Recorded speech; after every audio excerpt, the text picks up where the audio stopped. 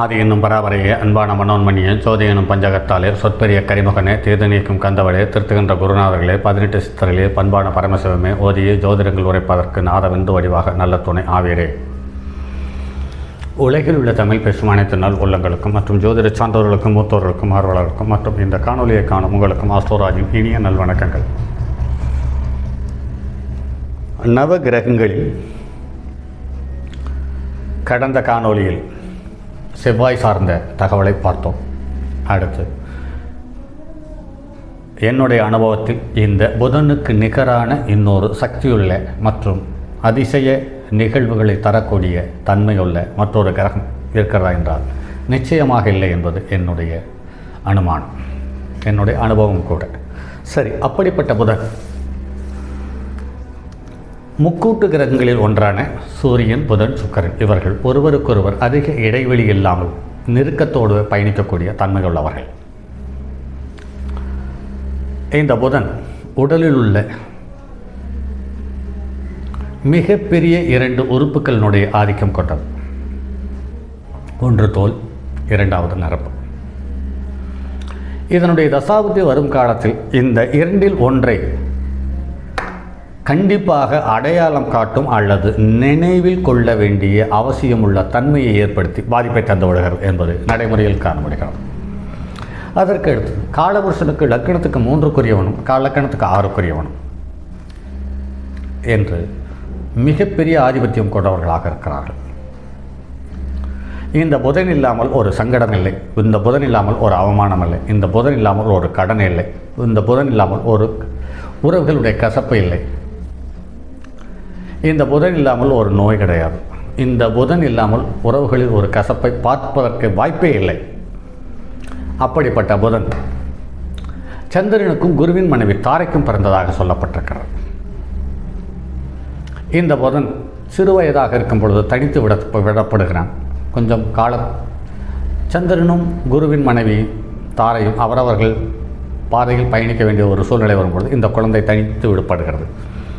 அந்த வகையில் இந்த குழந்தை எப்படியெல்லாம் வாழக்கூடியது ஒழுக்கம் என்று ஒன்று இருக்கிறது என்று தெரியாமலேயே எப்படி வேண்டுமானாலும் வாழக்கூடிய தன்மையில் வளர்ந்து கீழே விழுந்து எழுந்து அவமானப்பட்டு சிரமப்பட்டு பரதேசம் போய் எல்லா விதத்திலேயும் ஒரு குறிப்பிட்ட காலத்தில் அனுபவத்தை பெற்று கொஞ்சம் கொஞ்சமாக வெளிச்சத்துக்கு வருகிறது. அதனால்தான் புதனுடைய வித்தைகளையும் சேஷ்டைகளையும் மற்ற கிரகங்கள் அனுமானம் செய்வதில்லை, அனுமானிக்கப்படுகிறதும் இல்லை.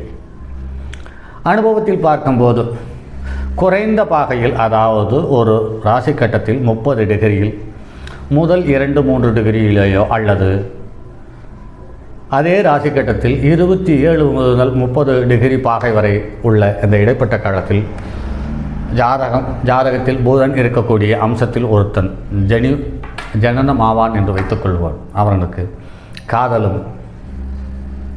தோல் நோய்களும் அதீத ஈடுபாட்டோடும் அக்கறையோடும் இருக்கிறார்கள். இதில் அதிக பாகையுள்ளவர்களுக்கு வாய்ப்புகள் அவர்களை தேடி வருகிறது, குறைந்த பாகையுள்ளவர்கள் இவர்கள் வாய்ப்பை தேடி போகிறார்கள். ஆனாலும் அதனால் வரக்கூடிய அந்த வாய்ப்புகளால் இவர்கள் அவமானத்தையும் சங்கடங்களையும் இழப்புகளையும் தவறாமல் இவர்கள் பயணத்தை முடிப்பதற்கான வாய்ப்பே இல்லை. அதைவிட மற்றும் ஒரு தகவல், ஒரு ஜாதகத்தில் அல்லது ஒரு ராசி கட்டத்தில் எந்த ராசி கட்டத்தில் தனக்கு பகை கிரகம் 11ஆம் இடத்துக்குரிய கிரகமாக இருந்து அந்த கிரகம் எந்த ராசியில் அமைகிறதோ அந்த ராசிக்குரியவர்கள் வினோதமான குணாதிசயங்களை கொண்டவர்களாக இருக்கிறார்கள். அந்த வகையில் பார்க்கும் பொழுது மிதுனத்துக்கு 11ஆம் 6-11க்குரியவர்களுடைய செவ்வாயினுடைய நட்சத்திரம் மிதுனத்தில் இருக்கிறது. கன்னியில் 3-8க்குரியவனுடைய நட்சத்திரம் மட்டுமல்லாமல் லக்கினத்துக்கு 11ஆம் கன்னி லக்கினத்துக்கு 11ஆம் இடத்துக்குரிய கிரகமான சஞ்சலத்தையும் சலனத்தையும் தரக்கூடிய கிரகமான சந்திரனுடைய நட்சத்திரம், அதாவது தன்னுடைய தந்தையினுடைய நட்சத்திரத்தை கருத்தில் கொண்டு கன்னி ராசியில் அமைகிறது. மற்ற கிரகங்கள் அனைத்தும் பார்த்தீர்களேயானால் தன்னுடைய வீடு இல்லாமல் மற்றொரு வீட்டில் உச்சம் பெறும், அதற்கு 7வது வீட்டில் நீச்சம் பெறும். ஆனால் இந்த ஒரு கிரகம் மட்டும் தன்னுடைய வீட்டிலேயே ஆட்சி, உச்சம், மூலத்திரிகோணம் 3 சக்தியை பெற்றிருக்கிறது. அந்த வகையில் இவர்களுடைய தேவையை பூர்த்தி செய்து கொள்வதற்காக இவர்கள் எந்த எல்லையையும் கீழ் நோக்கி எந்த எல்லை வரையிலும் செல்லக்கூடியவர்கள், மேல் நோக்கி எந்த எல்லை வரையிலுமானால் அவர்கள் துணிந்து பயணிக்கக்கூடியவர்கள். காரணம் என்னவென்றால் இவர்களுக்கு அடிப்படை கிடையாது. எல்லாம் இடையில் வந்தது தானே. நின்றால் நிற்கட்டும், போனால் போகட்டும், பார்ப்போம் என்று இவர்கள் இருந்து விடுகிறார்கள். இந்த மிதுனம் கன்னியில் பிறந்தவர்களுக்கு தாம்பத்தியம் சரி, காதலும் சரி, ஒன்றுக்கு மேற்பட்டது வாழ்க்கையில் வந்து போகிறது. அதனால் சின்ன சின்ன அவமானங்களை சந்திக்கிறார்கள், பெரிய பெரிய சாதனைகளையும் சாதிக்கிறார்கள் என்பதை கருத்தில் கொள்ள வேண்டியதாக இருக்கிறது.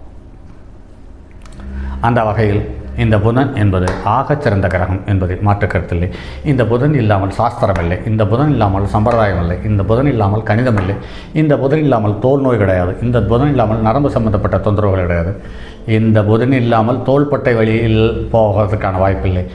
கைகள் வெண்ணம்படுகிறது, ஒடிகிறது, காயமாகிறது, தையல் போடுவது என்பது இந்த புதனினுடைய அனுமதி இல்லாமல் நடப்பதற்கான வாய்ப்பே இல்லை. அதே சமயத்தில் இடுப்பு,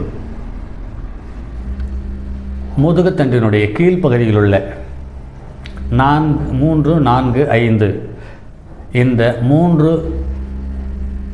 எலும்பு இணைப்புகளும் இந்த புதன் இல்லாமல் வருவதற்கான வாய்ப்பில்லை. அதே சமயத்தில் மிதுன லக்னம், மிதுன ராசியில் பிறந்துவிட்டால் இந்த புதன் எங்கிருந்தாலும் இவர்கள் தோள்பட்டை சம்பந்தப்பட்ட வழியை காணாமல் அல்லது கைகளில் சின்ன சின்ன தொந்தரவுகள், ஒடிதல், கிழிதல் அல்லது காயமாதல் போன்ற நிகழ்வுகளை சந்திக்காமல் இவர்கள் கடப்பதற்கான வாய்ப்பே இல்லை. அதே கன்னி இலக்கணத்தில் பிறந்துவிட்டாலும் பணத்துக்காக அவமானப்படாமலும், அதே சமயத்தில் அந்த பணத்துக்காக எவ்வளவு இறங்கி பணி செய்வதாக இருந்தாலும் இறங்கி பணியை செய்கிறார்கள். எவ்வளவு தூரம் ஏறி அண்ணாந்து பார்க்கக்கூடிய உயரத்துக்கும் சென்றாலும் பணம் கிடைக்கும் என்றால் அவ்வளவு தூரத்தையும் சுலபமாக கடக்கக்கூடிய மனோபக்கம் இவர்களிடம் மட்டுமே இருக்கிறது. இவர்களுக்கு பெரியவர்கள் சிறியவர்கள் என்ற மதிப்பு, மரியாதை அதெல்லாம் எதுவுமே கிடையாது. பணமும் பதவியும் இருந்தாலும் அவர்களுக்கு இவர்கள் ஜால்ரா தட்டுவார்கள் அல்லது அவர்கள் சொல்படி செய்வார்கள். பணமும் பதவி இல்லாத பட்சத்தில் அவர் உயர்ந்த குடும்பத்தில் பிறந்திருந்தாலும் அவர்களை இவர்கள் மதிப்பதில்லை. அதே சமயத்தில் இவர்களுக்கு தாய்மாமன் வீட்டில் ஒரு கசப்பையும் ஒரு கௌரவ குறைச்சலையும் அவமானத்தையும் சந்திக்காமல் இவர்கள் பிறந்து இறப்பதற்குள் இதை கண்டிப்பாக சந்திக்கிறார்கள் என்பதை கருத்தில் கொள்ள வேண்டியதாக இருக்கிறது. அதே சமயத்தில் இவர்களுடைய வாழ்க்கை துணை இவர்கள் எந்த விதத்தில் வேண்டுமானால் இவர்களை அவமானப்படுத்துகிறார்கள். இந்த இரண்டும் நடக்கிறது. அதே சமயத்தில் இந்த ஒரு கிரகத்துக்கு மட்டும் ஒரு அதீத சக்தி இருக்கிறது என்று நான் நிறைய முறை பார்த்திருக்கிறேன். சூரியன், குரு, செவ்வாய், சந்திரன் இவர்கள் ஒரு விதமான ரகத்தை சார்ந்த கிரகங்கள். சுக்கிரன், புதன், சனி இவர்கள் ஒரு விதமான குணாதிசயங்களை கொண்டவர்கள். ஆனால் இந்த புதன் மட்டும் பாருங்கள், இயல்பிலேயே வித்தியாசமானவன். அந்த குழுவில் உள்ள சூரியனோடும் சேர்ந்து கொள்கிறான். இந்த குழுவில் இருந்த சூரியனுக்கு பகையான சனி சுக்கிரனோடும் சேர்ந்து கொள்கிறான். ஸோ இவர்களுடைய சாதனை என்று இருந்தால் போதும், இவர்களுக்கு நமக்கு தேவையானவர்கள், தேவையில்லாதவர்கள் என்று பகுத்து பார்த்து பழகக்கூடிய தன்மை இவர்களிடம் இயற்கையாகவே குறைவாக இருக்கிறது. அதே சமயத்தில் இவர்கள் இயல்புக்கு மாறான வைத்தியம், இயல்புக்கு மாறான மருத்துவம், இயல்புக்கு மாறான குணாதிசயங்கள், இயல்புக்கு மாறான கல்வி, இப்படிப்பட்ட இயல்புக்கு மாறான விஷயங்களை இவர்கள் அதீத ஈடுபாட்டோடு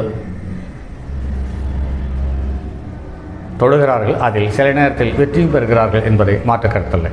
இப்படி புதன் என்பவன் மற்றும் புதனோடு சேர்ந்த கிரகங்கள் எதுவாக இருந்தாலும் புதனுடைய தன்மை அவர்களுக்கு ஒட்டிக்கொள்கிறது.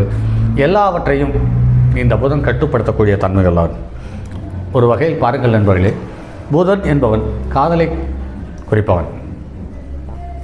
நன்றாக உற்று கவனித்தீர்களானால் ஒரு விஷயம் புலப்படும். 5ஆம் இடம் என்று சொல்லக்கூடியது கற்பனையும் காதலும். இந்த 5ஆம் இடத்துக்கு 2ஆம் இடம் என்று பார்க்கும் பொழுது காலபுருஷனுக்கு 2ஆம் இடம் புதன்.